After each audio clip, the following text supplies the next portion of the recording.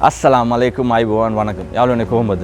අද අපි කතා කරන්න යන්නේ අපේ අලුත් launch එක ගැන. liver tonic. මේක ඇවිල්ලා 50 ml bottle එකක්. ml 50ක්. මේක 399ට විකුණන්නේ. මේක ලංකාවේ ප්‍රසිද්ධම pet shop සහ pharmacies වල ගන්න පුළුවන්. liver කියන්නේ අක්මව. මේක උදව් කරනවා අක්මව හරියට වැඩ කරන්න. liver එක හරියට වැඩ කරන්න. සාමාන්‍යයෙන් අපි ගොඩක් කට්ටිය අපි සොරතුළු හදන ගොඩක් කට්ටියට දන්නේ අක්මවේ තියෙන benefit එක. දැන් අක්මවේ benefit එක කොටස් තුනකට කඩන්න පුළුවන්. හරිද? පළවෙනි එක තමයි අපි කෑම දෙනවනේ. අපි අපේ සුරතලුන්ට කෑම දෙනවා. ඒක ඒගොල්ලන් කෑම කාලා ඒ කෑමෙන් එන නියුට්‍රිෂන්ස් තියෙනවනේ. ඒක එන විටමින්ස්, අමයිනෝස් ඒව ඔක්කොම ලේත් එක කලවම් වෙලා liver එකෙන් අක්මවෙන් තමයි ඒගොල්ලන් පිටත් වෙන්නේ. එතකොට අක්මව තමයි ඒක ඒ නියුට්‍රිෂන්ස් ටික අරන් ඕන වෙන බොඩි පාර්ට් එක කිඩ්නි අනිත් දේවල් වලට ඒගොල්ලන් ඊ ලේසියෙන් හම්බ වෙන්න ලබා දෙනවා. හරිද? ඒක තමයි දැන් අපි ගොඩාක් කට්ටිය පිට රටෙන් හොඳ කෑම දෙනවා, වතුරත් එක්ක හොඳට සප්ලිමන්ට්ස් දෙනවා, කෑමත් එක්ක දෙනවා. ඒවා මේ liver එක හරියට වැඩ කරේ නැත්නම් ඒව හම්බෙන්නේ.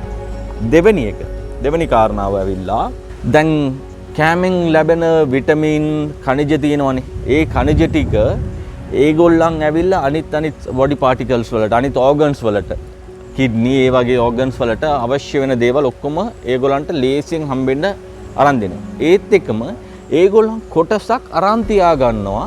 තියාගෙන අපේ කුරුල්ලොන්ට, අපේ සුරතලුන්ට අවශ්‍ය වෙනකොටම ඒගොල්ලන් ඒක එනර්ජි වශයෙන්, ඒක ශක්ති වශයෙන් ඒක තවසරයක් ලබා දෙනවා. හරිද? දැන් for example අපි competition එකකට දානවා. racing homers, high flyers competition එකට දානවා. competition එක දාලා අන්තිම කොටසනේ ඒගොල්ලෝ මහන්සි වෙනවනේ. මහන්සි වෙනකොට මේ අක්මවේ තියෙන එනර්ජි එක තමයි ආයෙ ලබා දෙන්නේ ඒගොල්ලන්ගේ ඇඟට. ඒක මේ පවර් එකක් විදියට. එතකොට තමයි ඒගොල්ලන්ගේ performance ටික වැඩි වෙන්නේ. so ඒක එක. අනිත් එක මේකේ ප්‍රෝටීන් එකක් ෆෝම් වෙනවා. හරිද?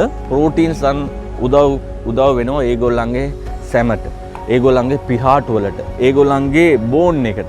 හරිද? ඒවා ඔක්කොම ශක්තිමත් වෙන්න ප්‍රෝටීන්ස් අවශ්‍ය වෙනවා. ඒ ප්‍රෝටීන් එක ලබා දෙන්නේ මේ අක්මම. ඒ කියන්නේ liver එක හෙල්තියට තිබ්බොත් තමයි ඒ දේවල් වෙන්නේ. තුන්වෙනි එකට. හරිද? දැන් ලේ තියෙනවනේ. ලේ පිරිසිදු කරන්නෙත් මේක.